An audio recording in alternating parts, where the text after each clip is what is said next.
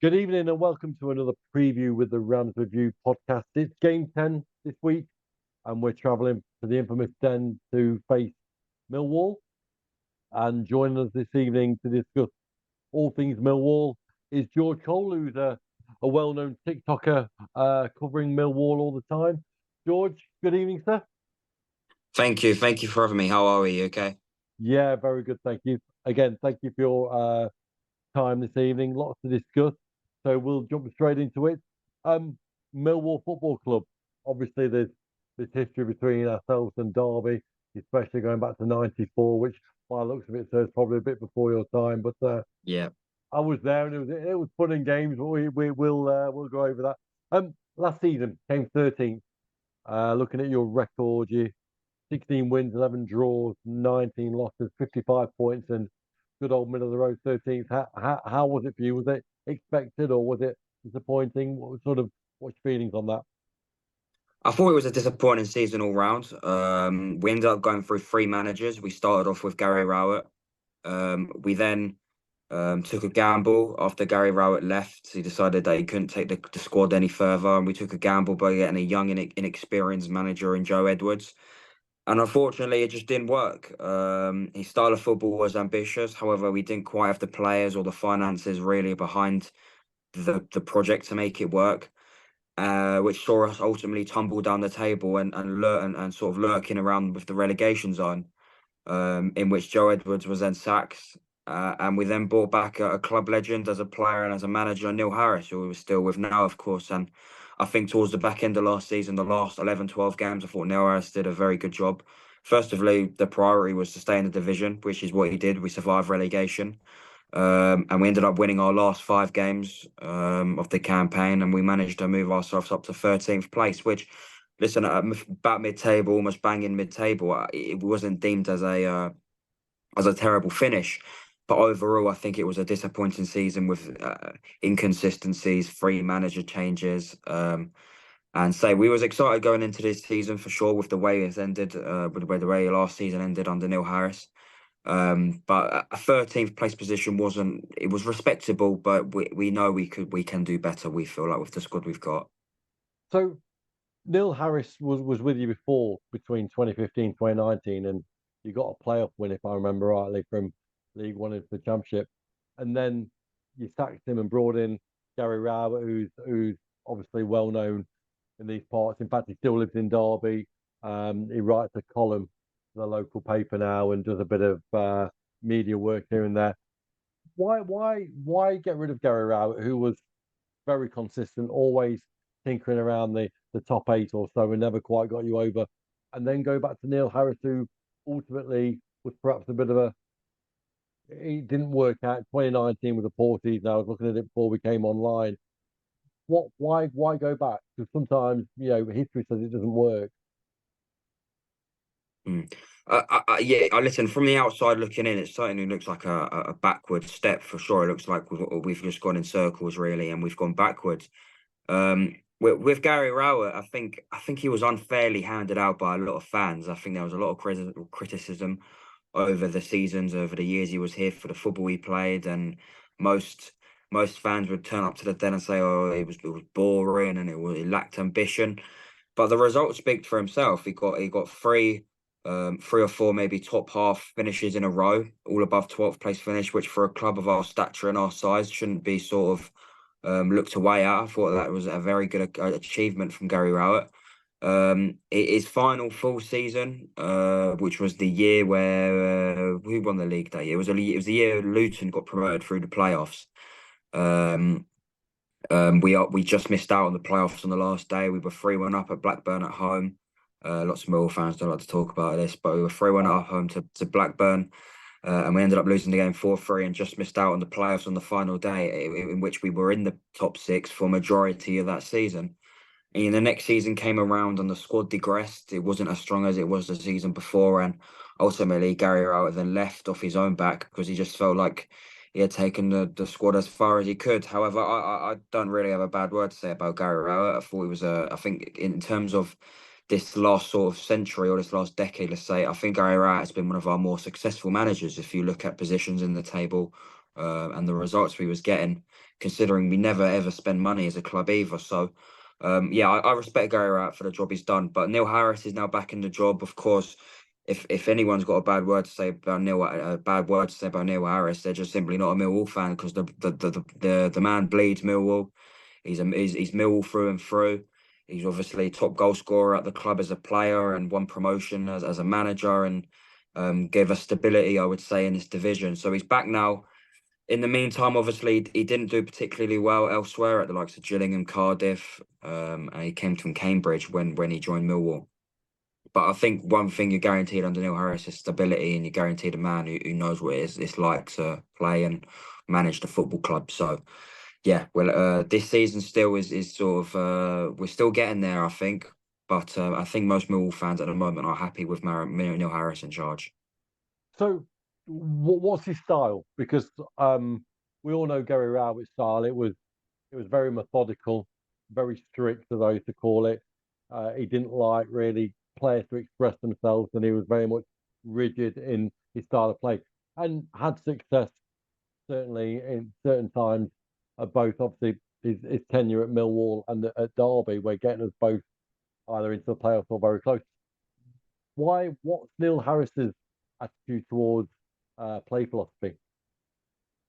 Well, most people actually label Neil Harris as a sort of direct long ball manager. And of course we can go that way. We've got the players up front to play that style of football. However, this season, we've opted for a more it's I would say it's an attacking style of football, but it's to put it simple, we're quite direct. We like to get the ball forward quickly, and we like to get players up the pitch very quickly to create chances in the opposition's area. Sometimes that means we go direct. Sometimes that means we play on the floor. It varies. I think Neil Harris's game, with the manner of tactics or style of play these days, is all about balance. Sometimes we can go long because we've got the players to do so. And when we do go long, we like to get forward. We like to get men forward up the pitch quickly so we can get into the opposition's half. But if we want to play it around a little bit at the back and we want to be a little bit patient, we can. So it's sort of a bit of a balance of both. We're not usually a team which plays out of the back. You never really see our centre back split either side of the box and play nice patterns of passes out from the back. You won't see that. But what you will see is you'll see a side which creates a lot of chances, are very dangerous on the counter attack with wingers who like to drive with the ball and travel with the ball. So for me, that's what you'll expect on Saturday. It sounds pretty like for like, really, based on how Derby are playing at the moment. So it'll be an interesting watch. So let's go on the players that you have. You mentioned wingers. You've had an interesting start to the season. You're 18th, 9 points, 2 wins, 3 draws, 4 losses. So it's nothing drastically bad, nothing drastically great. Who shines out for you in the squad at the moment, or who's kept Millwall ticking over nicely, or who is the let's just say who are the players to worry about? Well, the one standout player for me is Romain Esse. Now, Romain Esse is a 19-year-old winger who's come through the club's academy. He made his debut at 17, and he made his breakthrough season last season where he scored on the first game of the season away at Middlesbrough. He scored the winner, and he didn't really get too many opportunities, in which was a very sort of up and down season for everyone involved. But this season, he's really come into his own. He's made that right wing position himself his own. And say the club have adopted this strategy where we're very much a selling club, where we want to develop our best assets and sell them on for more ultimately. And Romain Esse is definitely the best asset at the club for his age, for the talent the boy's got. He's only on 2 goals this season, 3 in all competitions because he scored in the Carabao Cup. But in terms of just the silkiness, the trickiness, assists, goals, he likes to create chances, and his defensive work as well has definitely improved this season as well. So if there's one player you're going to look at from a Millwall point of view this Saturday and go, wow, he was really good, it will more than likely be Romain Esse. But I think there has to go special mentions as well to Japhet Tanganga, got released from Spurs at the end of the season, and has typically done really well so far this season. Very, very strong, very confident out the play from playing out the back. And the other one's Duncan Watmore, who's our top goal scorer this season, with 5 goals already, scoring more than the 3 he did last season. So yeah, they're the ones to watch out for this Saturday. So looking at your results so far, only 3 wins out of 9. What's been the Achilles heel? What like your form is win loss draw in the last 6. Interestingly, your last game was a 0-0 against West Brom. What is it that's so inconsistent about the team? What would you sort of point at the particular issue that causes form being so up and down? I think it's difficult really to point out one thing only. Obviously, the results have been inconsistent. Only the handful of wins in 9 games so far. However, generally speaking, I think if you ask most Millwall fans, I think the performances have been above average consistently throughout the season. We conceded a lot of goals in the first couple of games. We conceded 7 in our first 2, which both finished in defeats to Watford and Bristol City. And then the introduction of Jaffa Tanganga, who come in, which shored up the defence a lot. We won at home to Sheffield Wednesday and Preston this season, and we're yet to win away this season. So inconsistent results, but the performances, generally speaking, have been quite good. I think with Millwall, we lack squad depth, and Neil Harris's football is seen as very physically demanding these days. And with lack of squad depth, with us almost playing the same starting 11 every single week, sometimes it does take its toll. So that's what I think it's down to currently. So let's sort of talk to me quickly about the Den and Millwall. Obviously, before we go on to talk about Derby, there's been a stigma. Obviously, we know about the stigma of Millwall, and it goes back to history of the good old 70s, 80s, and 90s. I also noticed and reading up about the club that you've won a lot of pundits and credit recently in the last sort of 3 or 4 years with the aim to rectify the stigma and bring it very much into a family orientated club. What is sort of the Den like compared to the infamous days of the 90s where every fan, let's say, tread carefully around the area? And unfortunately, obviously, the club was used as a target through saying certain films, the Football Factory, just to name one. Millwall sort of swept that under the carpet as such now and move forward, and or is that still sort of there and lingering, unfortunately? I think we'll always be labelled by the media or certain people in this world as the hooligan club or Millwall, rough old Millwall, etc. But those days are long past, I think. Anyways, I think football hooliganism doesn't really exist these days. Nowhere near as it did maybe in the 80s and the 90s, certainly. And unfortunately, Millwall are just sort of a convenient coat peg sort of for people to hang their troubles on. That's what I think. Certainly, the Den can be hostile. Of course, it can. We've hosted some big teams down the Den, and we've created some really hostile environments, and it's deemed as sort of a fortress at times. Um, Not saying it's necessarily going to be a hostile atmosphere this Saturday because not every week it's not always going to be like that. Of course, it's always sometimes depending on the team we get down to the Den, but it's still extremely difficult to get results. Most people would say, listen, a point or a draw away at Millwall is always a good result, and I would say from an outside point of view, I'd say I agree because I'm always confident that we can win at the Den, always, especially under Neil Harris, who knows the club obviously inside out and knows how to set out his teams up at home. I always back us to win at home. So, but in terms of like the hostility type of things, it's obviously not what it was in the 80s and the 90s because I don't think football hooliganism exists. And I think the police, the old Bill, obviously they've got a lot to say in that as well. There's thousands of them, hundreds of them around the ground. Sorry. Um, so yeah, I'd have nothing to worry about if you're a Derby fan going Saturday. Absolutely not. Just don't go the wrong way at South Bermondsey train station. That's what I would say. Just don't go the wrong way. But other than that, I love going down there. Then I've got a season ticket. I go every single game. So yeah, certainly looking forward to this Saturday. My dad always tells me that he went the wrong way at South Bermondsey train station many years ago, back in the 70s. And my dad was a little cheeky sod nowadays, and in those days, sorry, and it was always in a ruck here and there. And he said that particular day he went the wrong way, and not only did he bump into Millwall, but bumped into a load of West Ham fans coming from Portsmouth. He said it was a day he would like to, he will never forget for all the wrong Yeah. reasons. But we'll move forward. So the mighty Rams, Derby County. Have you seen them this season at all? What's your thoughts of them? I haven't watched many games, no. I know so far this season, I want to say your position is one you would have taken so far. Yeah, absolutely. Yeah. I say I haven't noted down too many key players or too many performances or games which stand out, of course. Um, I did see the other week the 3-2 defeat to Norwich where I thought he was unlucky because Borja signs one of the goals, the cutback from Sargent was quite clearly off the pitch. Not sure how the officials haven't spotted that one, so he was unlucky in that game. But I obviously know you lost on the opening day to I think that was on a Blackburn Friday night. to It was Blackburn, yeah. on a Friday night, and that was a heavy one. Yeah. Um, but I think Derby's position in the table right now is one you would have taken. Yeah. Have you seen the squad? Is there anyone in the squad that sort of opened your eyes and go, yep, he could be dangerous. He's one to watch. Yeah. Um, because we play a style very similar to Millwall. It's very direct. It relies heavily on pace and width.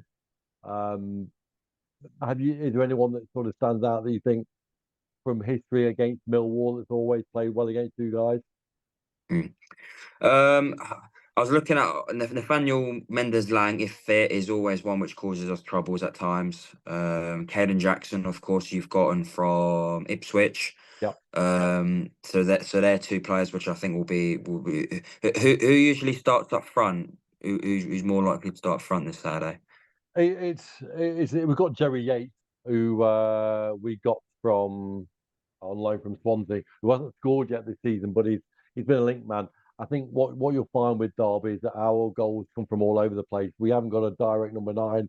It's a classic case of realistically we couldn't probably afford one when we needed one most in the window, but that'll be yet to come. But we play a lot of width and rely heavily on midfielders coming through. So, but yeah, once to watch wise, we've got a young lad called Houtman from Holland who's creating a lot of opportunities.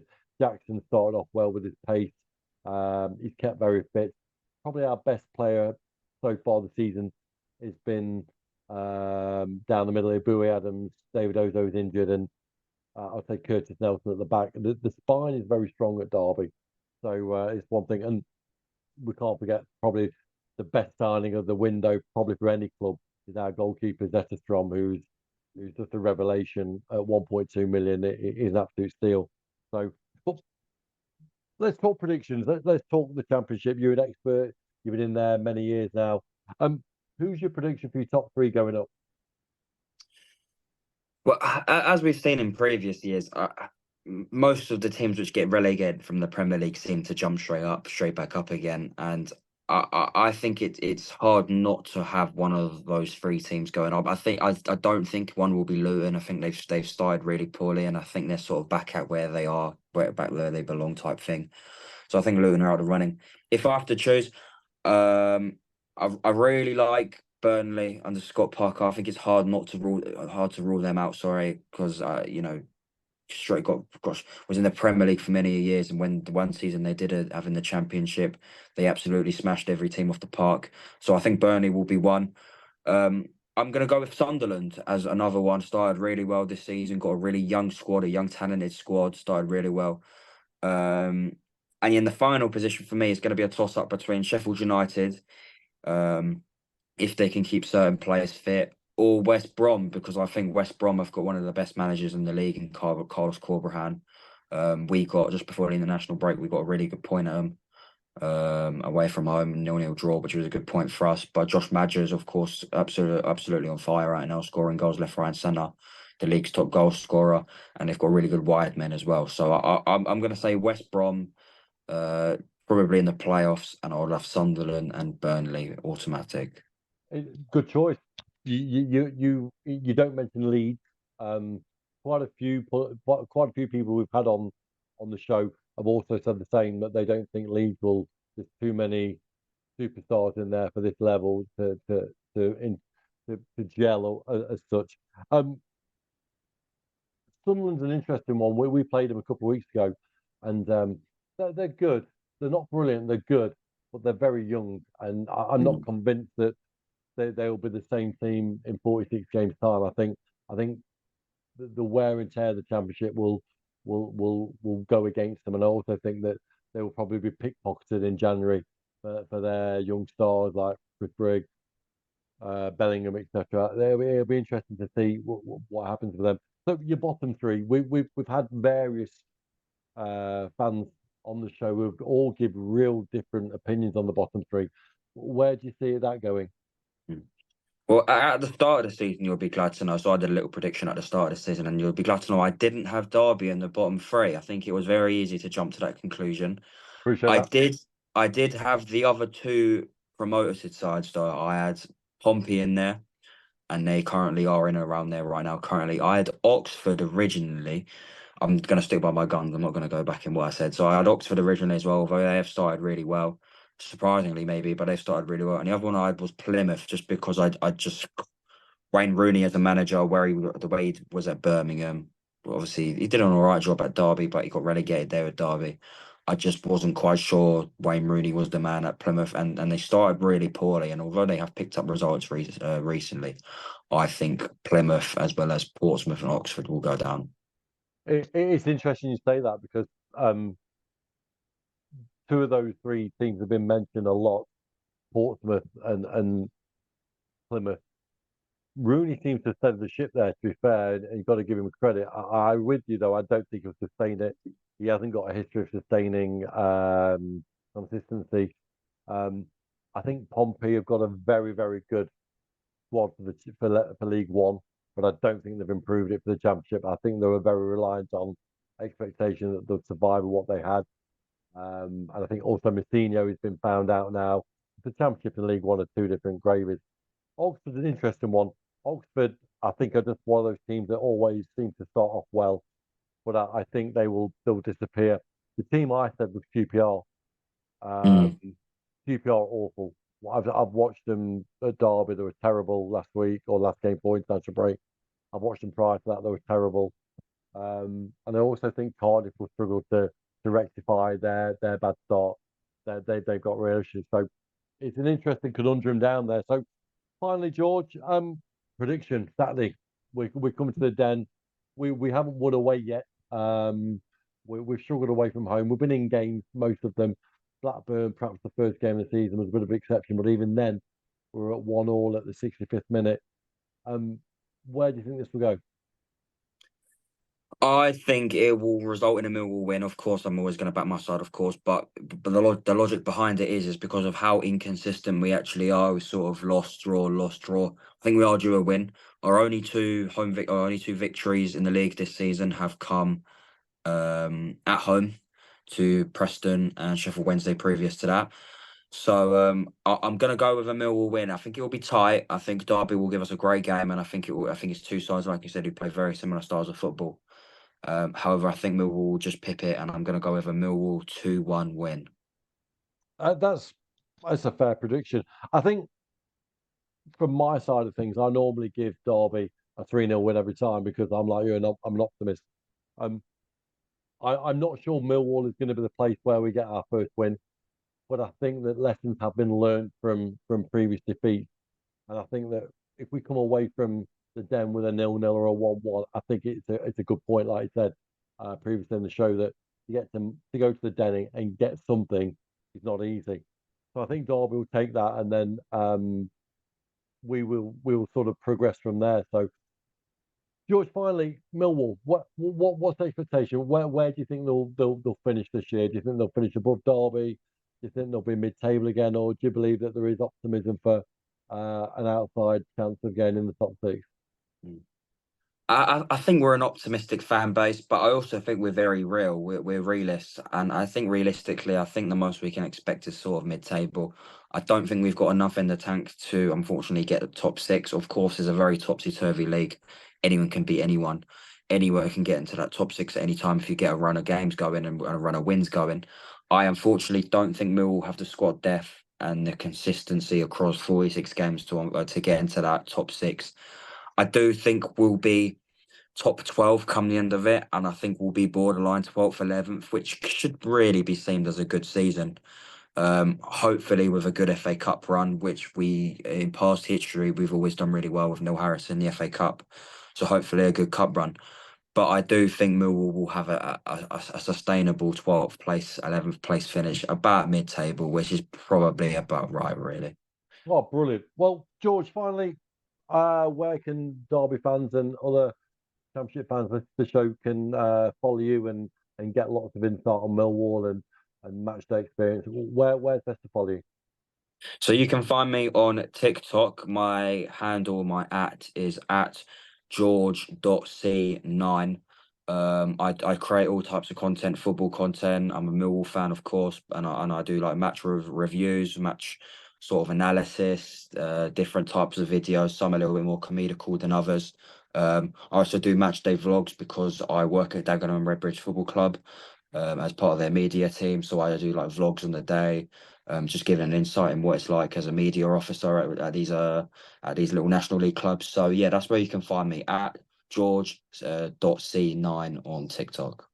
You kept that one secret from me and Dagenham Redbridge press officer. Well, we're going to catch up soon on another pod later this week. So I'll poke you into some insight knowledge of your day in the life of the Dagenham Redbridge press officer. But George Cole representing Millwall Football Club. Good luck on Saturday, sir. I don't wish you too much luck. Obviously, we need all the points, but I'm with you. I think Millwall will be fine this year. I think you've got a steady ship there, and you've got a steady manager. And George, thanks very much for your time this evening. Thank you. Cheers. Thank you. That's George Cole and Chris Holt on the Rams Review podcast. And we'll be back with you very soon for a post-match review of Millwall Derby. Till then, have a safe evening and up the Rams.